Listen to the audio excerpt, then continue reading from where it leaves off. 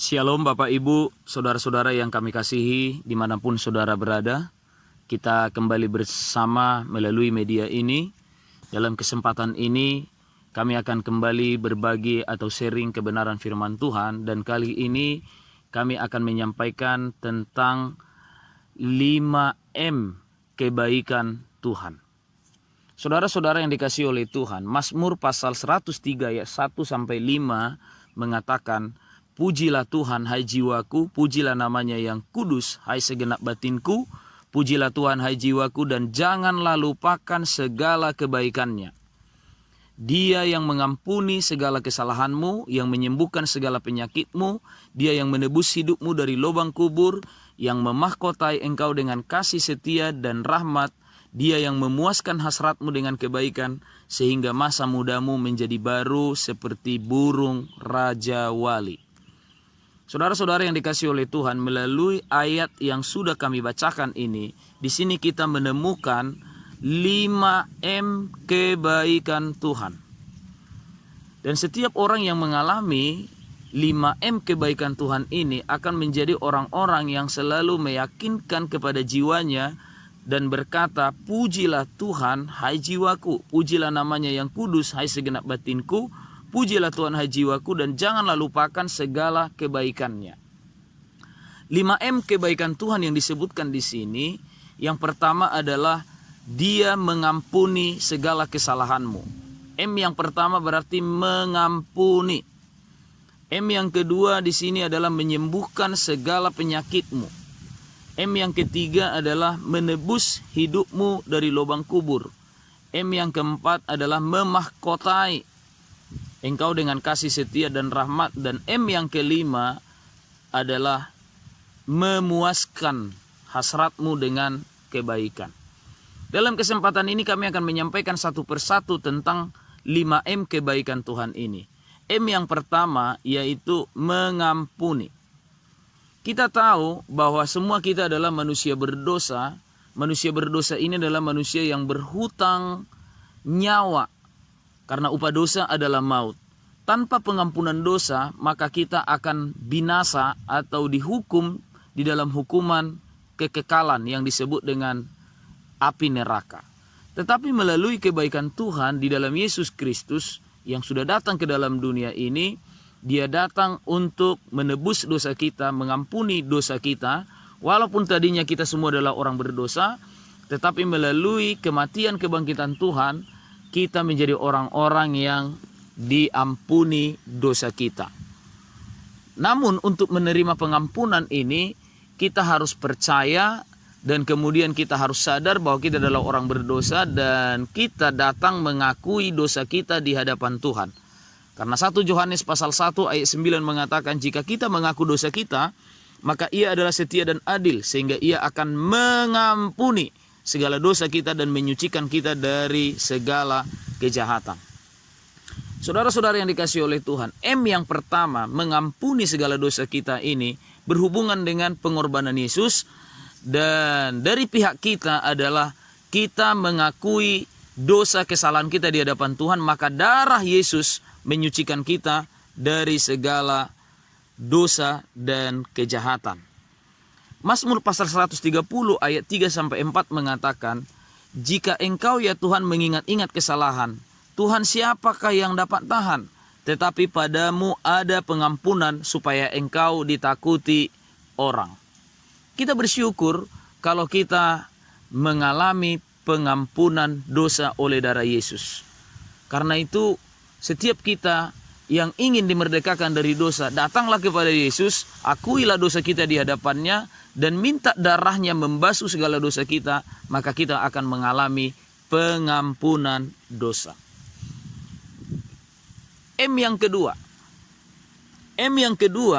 adalah menyembuhkan segala penyakit kita. Mazmur pasal 107 ayat 17-20 mengatakan, ada orang-orang yang menjadi sakit oleh sebab kelakuan mereka yang berdosa dan disiksa oleh kesalahan-kesalahan mereka. Mereka muak terhadap segala makanan dan mereka sudah sampai pada pintu gerbang maut. Maka berseru-serulah mereka kepada Tuhan dalam kesesakan mereka dan diselamatkannya mereka dari kecemasan mereka. Disampaikannya firman-Nya dan disembuhkannya mereka, dan diluputkannya mereka dari liang kubur.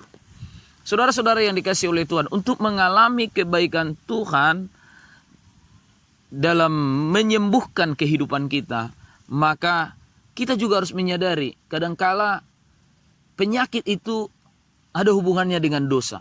Walaupun tidak semua sakit itu akibat daripada dosa. Namun melalui ayat ini dikatakan bahwa ada orang-orang menjadi sakit oleh sebab kelakuan mereka yang berdosa. Bagaimana caranya supaya mereka disembuhkan? Ayat ini mengatakan berseru-serulah mereka kepada Tuhan dalam kesesakan mereka, sehingga diselamatkannya mereka dari cemasan mereka. Dan ayat ini mengatakan disampaikannya firman-Nya dan disembuhkannya mereka. Artinya kalau kita sakit, kita harus lebih lagi sungguh-sungguh mendengarkan firman Tuhan. Karena di dalam firman Tuhan itu ada kuasa, ada kekuatan Allah. Dan itu akan membuat kehidupan kita menjadi kehidupan yang dipulihkan oleh Tuhan. Dan saat kita mendengarkan firman Tuhan, di dalam firman Tuhan, di sana ada kuasa yang bisa menyembuhkan kita, dan kuasa yang menyembuhkan itu juga ada hubungannya dengan bagaimana Yesus telah mati di kayu salib. Karena ketika dia disalibkan di sana, dia menanggung bukan saja dosa kita, tapi Alkitab mengatakan segala penyakit kita juga ditanggungnya. 1 Petrus pasal 2 ayat 24 mengatakan, ia sendiri telah memikul dosa kita di dalam tubuhnya di kayu salib, supaya kita yang telah mati terhadap dosa, hidup untuk kebenaran. Oleh bilur-bilurnya kamu telah sembuh. Bagi saudara-saudara yang mendengarkan ini, mungkin ada yang sakit atau keluarga kita yang sakit, sampaikan kebenaran ini kepada mereka bahwa Tuhan Yesus itu Tuhan yang baik. Kebaikannya adalah dia telah menanggung segala penyakit kita di dalam tubuhnya di kayu salib, supaya oleh bilur-bilurnya kita menjadi sembuh. Maka saya perkatakan kepada saudara yang sakit hari ini, oleh bilur-bilur Yesus kamu telah sembuh. Dan rasakan kebaikan Tuhan yang begitu besar ada di sana. Yang ketiga, M yang ketiga adalah menebus hidup kita. Menebus hidup kita. Berbicara tentang menebus, ini adalah bagaimana kehidupan kita yang dikuasai oleh dosa sebenarnya itu bagaikan sudah terjual kepada dosa. Dan kita menjadi terjual kepada dosa karena kita hidup di dalam daging. Rasul Paulus mengatakan dalam kitab Roma pasal 7 ayat 14 dikatakan, aku bersifat daging terjual di bawah kuasa dosa. Karena itulah setiap orang yang bersifat daging, dia terjual di bawah kuasa dosa. Dan setiap orang yang terjual di bawah kuasa dosa, dia membutuhkan penebusan. Dan penebusan itu hanya ada di dalam darah Yesus Kristus. Kitab Roma mengatakan pasal 3 ayat 23 sampai 24, karena semua orang telah berbuat dosa dan telah kehilangan kemuliaan Allah, dan oleh kasih karunia telah dibenarkan dengan cuma-cuma karena penebusan dalam darah Kristus Yesus.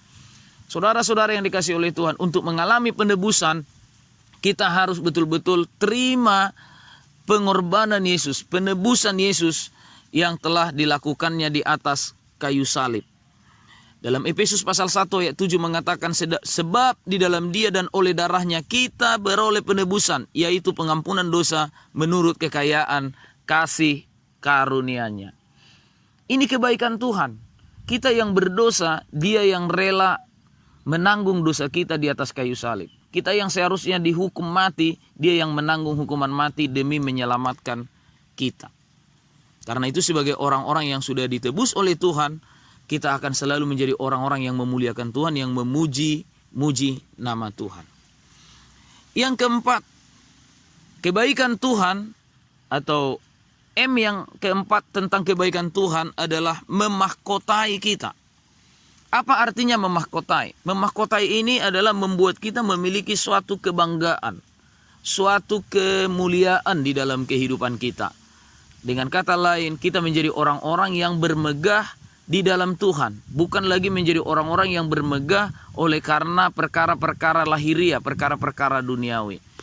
Dalam kitab Yeremia pasal 9 ayat 23 sampai 24 mengatakan, beginilah firman Tuhan, janganlah orang bijaksana bermegah karena kebijaksanaannya, janganlah orang kuat bermegah karena kekuatannya, janganlah orang kaya bermegah karena kekayaannya, tetapi siapa yang mau bermegah, baiklah bermegah Karena yang berikut, bahwa ia memahami dan mengenal aku, bahwa akulah Tuhan yang menunjukkan kasih setia, keadilan dan kebenaran di bumi. Sungguh semuanya itu kusukai.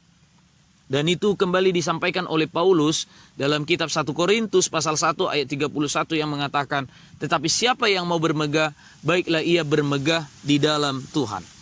Kalau kita bermegah di dalam Tuhan, kita akan menjadi orang-orang yang tetap kuat, berdiri, dan tetap tegak di dalam kebenaran.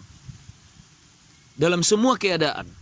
Mazmur pasal 20 ayat 7 sampai 8 sampai 9 mengatakan, orang ini memegahkan kereta dan orang itu memegahkan kuda, tetapi kita bermegah dalam nama Tuhan Allah kita. Mereka yang memegahkan kuda dan kereta maksudnya rebah dan jatuh. Tetapi kita yang bermegah di dalam Tuhan bangun berdiri dan tetap tegak. Kebanggaan kita, kemegahan kita, mahkota kita ini adalah di dalam Tuhan. Dan kalau ini kebanggaan kita, kemegahan kita, kita akan menjadi umat Tuhan yang tetap berdiri dan juga tetap tegak. Yang selanjutnya, M yang kelima, itu adalah memuaskan. Memuaskan kita. Dalam dunia ini kita tidak akan pernah menemukan kepuasan. Karena dunia ini digambarkan dalam kitab Amsal adalah bagaikan laut. Air mengalir semua ke laut, tapi laut tidak pernah berkata cukup. Atau bagaikan rahim yang mandul. Dia juga tidak akan pernah bisa punya anak. Rahim yang mandul. Kemudian selanjutnya disebut bagaikan kuburan. Kuburan tidak pernah berkata sudah cukup orang mati. Dan juga digambarkan dunia ini bagaikan api yang membakar. Api yang membakar hutan, sebesar apapun hutan itu tidak akan pernah api itu berkata sudah cukup. Selagi dia masih bisa membakar, dia akan bakar. Itulah dunia ini. Karena itu hanya Tuhan yang bisa memuaskan kita. Hanya orang yang mengalami kebaikan Tuhan yang bisa mengalami kepuasan. Di dalam uang tidak akan kita temukan kepuasan. Di dalam kekayaan juga tidak akan ditemukan kepuasan. Pengkhotbah pasal 5 ayat 10 mengatakan, ayat 9, Pengkhotbah 5 ayat 9 mengatakan, siapa mencintai uang tidak akan puas dengan uang. Dan siapa mencintai kekayaan tidak akan puas dengan penghasilannya. Ini pun sia-sia. Jadi tidak ada kita temukan di sana kepuasan. Tapi di dalam kebaikan Tuhan kita menemukan kepuasan. Bagaimana untuk menemukan kepuasan di dalam Tuhan? Miliki rasa haus dan lapar akan kebenarannya. Mazmur pasal 5 ayat 6 mengatakan, berbahagialah orang yang lapar dan haus akan kebenaran, karena mereka akan dipuaskan. Itulah sebabnya Tuhan Yesus berkata dalam Yohanes pasal 4 ayat 13 kepada seorang perempuan Samaria yang sudah mempunyai 5 suami, artinya tidak mengalami kepuasan dalam hidupnya, dan dia selalu minum air yang dari dunia ini, dan dia tidak akan pernah bisa dipuaskan. Tetapi dikatakan di sini bahwa jawab Yesus kepadanya, barang siapa minum air ini, ia akan haus lagi. Tetapi barang siapa minum air yang akan kuberikan kepadanya, ia tidak akan haus untuk selama-lamanya. Sebaliknya, air yang akan kuberikan kepadanya akan menjadi mata air di dalam dirinya, yang terus-menerus memancar sampai kepada hidup yang kekal. Hanya di dalam Tuhan Yesus Kristus, melalui kuasa firman dan rohnya, saya dan saudara akan dipuaskan. Dan untuk mendapatkan kepuasan di dalam kebenaran firman Tuhan ini, kita harus bagaikan orang yang naik ke atas gunung yang kudus. Sebab di gunung yang kudus itulah, di sana Tuhan menyediakan ada sungai air yang bisa memuaskan, memberikan kehidupan yang kekal kepada kita. Dalam kitab Obaja pasal 1 ayat 16 mengatakan, sesungguhnya seperti kamu telah minum di atas gunungku yang kudus, segala bangsa pun akan minum dengan tidak henti-hentinya. Bahkan mereka akan minum dengan lahap, dan mereka akan menjadi seakan-akan mereka tidak pernah ada. Kepuasan itu hanya kita dapatkan di dalam Tuhan Yesus Kristus. Di dalam firman-Nya, di dalam kebenaran-Nya, di dalam roh-Nya yang kudus. Di sana saya dan saudara akan mengalami kepuasan. Dan kita yang mengalami ini, kita juga menjadi orang yang berkata, terima kasih buat kebaikan-Mu Tuhan. Saudara-saudara yang dikasihi oleh Tuhan, kesimpulannya, melalui kesempatan ini kami mau pastikan setiap saudara yang mendengarkan ini, mari kita alami kebaikan-kebaikan Tuhan. Kebaikan Tuhan yang pertama mengampuni kita. Kebaikan Tuhan yang kedua, menyembuhkan kita. Kebaikan Tuhan yang ketiga, menebus kita. Kebaikan Tuhan yang keempat, memahkotai kita. Kebaikan Tuhan yang kelima adalah memuaskan kita. Luar biasa kebaikan Tuhan di dalam hidup kita. Sehingga orang yang mengalami kebaikan Tuhan ini akan menjadi orang yang selalu bersyukur kepada Tuhan, memuji-muji Tuhan, dan akan mempersembahkan seluruh kehidupannya untuk hormat kemuliaan bagi nama Tuhan. Kita akan berjumpa kembali dalam kesempatan-kesempatan yang akan datang. Tuhan Yesus memberkati kita. Shalom.